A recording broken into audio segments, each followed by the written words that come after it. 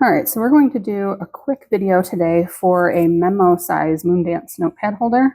I already cut this out and it looks like I started sewing it at some point. It's been a while, and it looks like I also burned the vinyl with a lighter, so I don't know if that's when I gave up. Maybe it's supposed to be colored like that a little bit though, because it is down here too, and I didn't do that. But anyway, this is custom vinyl from K&A Custom Fabrics. It's already, or what is it called? A cut and sew. So you just cut around the pieces like they're already printed on the pattern or on the fabric, the vinyl. So what you have to do, I think, is give them proof of pattern purchase. So you have to buy the Moondance Notepad holder from my website, which is linked in the description. And then you can go to their website, and I think you just probably show them a screenshot of your order, and then you can purchase these files. So this is a burn book, and this is a memo pad size, so it's 3x5. So I already cut everything out. I placed the slit here already, and I did that 3/4 of an inch from the top.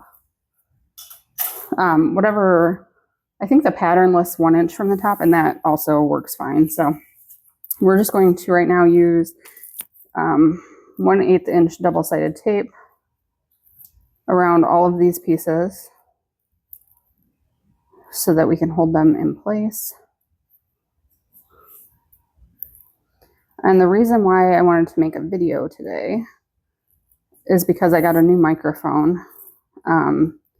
So I'm hopeful that if I record videos with a microphone, you'll hear more of me and less of the outside sound. So my air conditioner is running, my fan is running, my sewing machine squeaking, chickens, that kind of stuff. I hope that we hear less of that.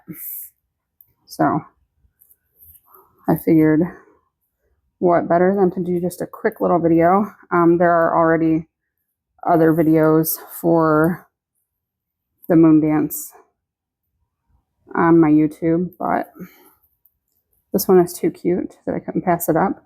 I did also make a burn book notepad holder in junior legal size also. So right now I'm just taking I don't remember the names of the pieces, but the center piece, and I'm just centering it on the wrong side. I already have the Decoville heavy attached as well, which that is just however it's listed in the pattern is where you want to attach that.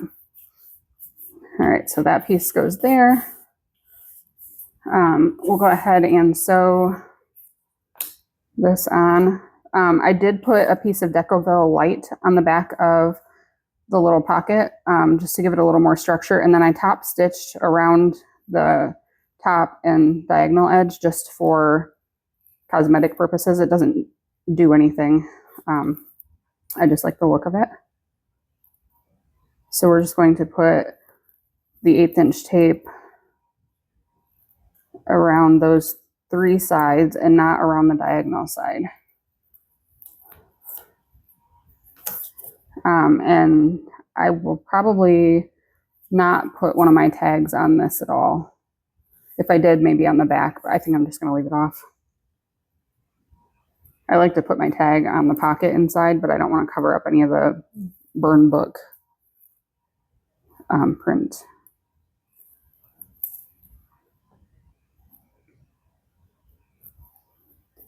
All right, so we'll take the inside panel that does not have the stabilizer piece attached and just center this from left to right. It honestly doesn't matter exactly where you place it.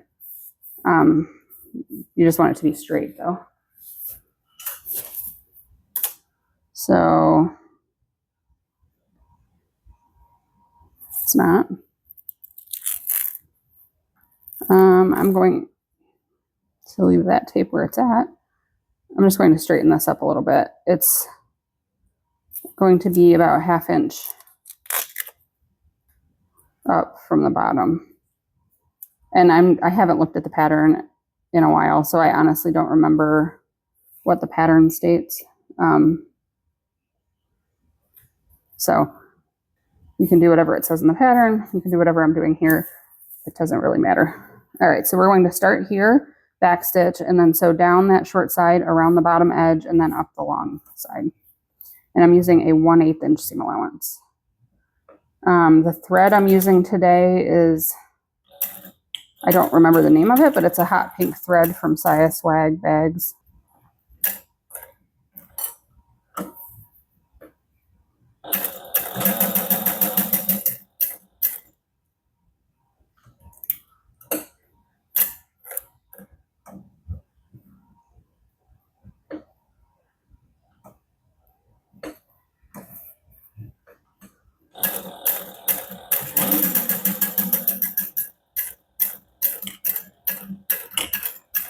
And I just back stitch a few stitches at the start and stop. And then you can use a lighter to singe the ends of the thread so that it does not come unraveled. I'll try to block the fan. I have a fan going, so. All right, now we're going to use the 1/8 inch tape. The tape that I'm using is from Weft and Warp Co. The center of this one's really falling out. I kind of think she might have changed the tube in the center, or whatever, the cardboard stuff in the center might be plastic now or something. I don't know why I feel like I saw something about that, but I have had this for a little while. I haven't replaced my tape in a while. I like that you can tear hers. So, all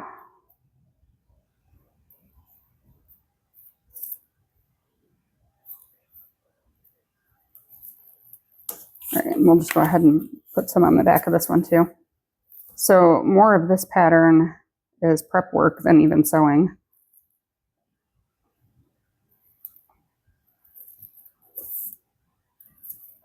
A lot of people sell these at craft shows.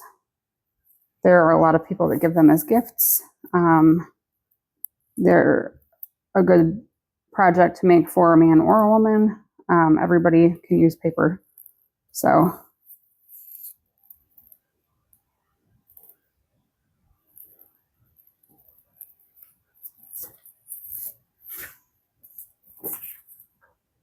and I think craft show season is coming up. Christmas is coming, whether we want it to or not.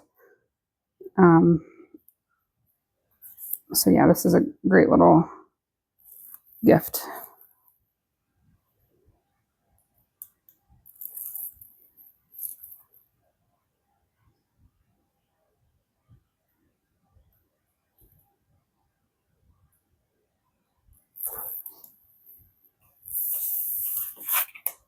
All right, so the one with the slit we will place on the right side and just match up all of the raw edges. And you don't have to use tape for this.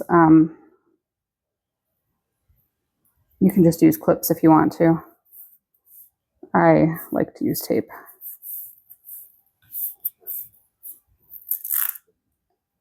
And you can just pick it back up and stick it back down if it doesn't match up exactly. And then once we're done, we can also trim the edges a little bit if we need to. And then to really finish this off nicely, you can use edge tape, or not edge tape, edge paint, which I recommend getting from Mojo Sews. They have a ton of colors, metallics, glow in the dark, base coat, top coat, like everything. And I actually have a lot of them. I just don't take the time to edge coat things very often.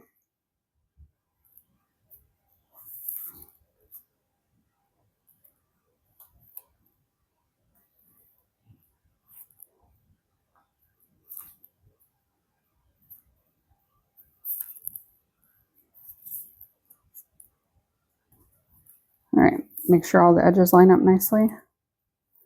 Fix it if you need to.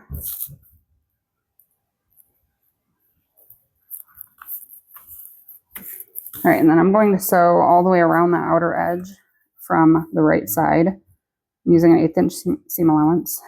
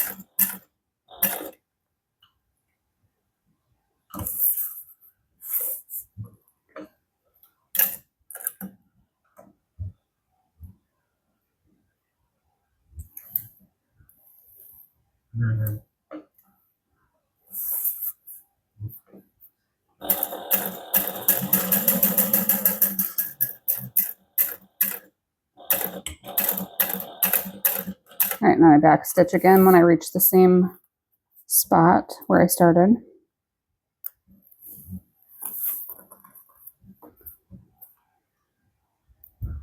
Trim the threads, and then I'll singe the end of the thread. All right, and then we just want to top stitch down these two sides. So to do that, I stitch it from the inside so I can see what's going on. You don't have to. You can also stitch it from the outside, but I'm going to start at the bottom. Let me see how I want to do this. I'll just start right here. We're just going to start at the bottom edge. A couple stitches, a back stitch, a couple stitches. We're going to use an 1/8 inch seam allowance up this side of the back interior piece.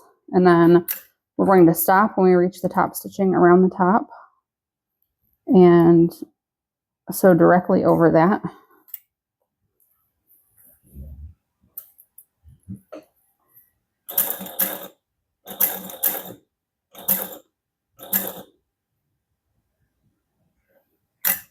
And then when we get to the other side, we're going to sew down that side using an 1/8 of an inch also.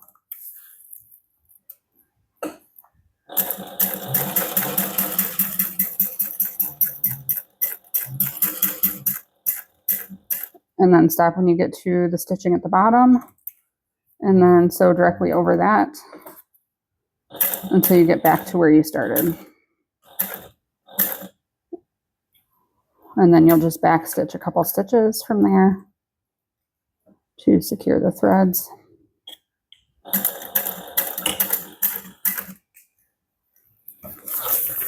And that's literally it. This is done, and this is why I think they're great sellers. They're quick. Oh, my presser foot tore up my vinyl a little bit right there. All right, so just stick the back cover of your notepad, and this also works with the spiral bound memo pads, which I saw those at Walmart, I believe, for pretty cheap. So just like that. It won't probably stay closed right away, especially depending on the thickness of your vinyl. Oh, it actually did. So there you have it. Memo pad size. So this is the junior notepad size burn book. This one has a card pocket and the other pocket. So I bought both of these from K&A Custom Fabrics. So thanks for watching my video.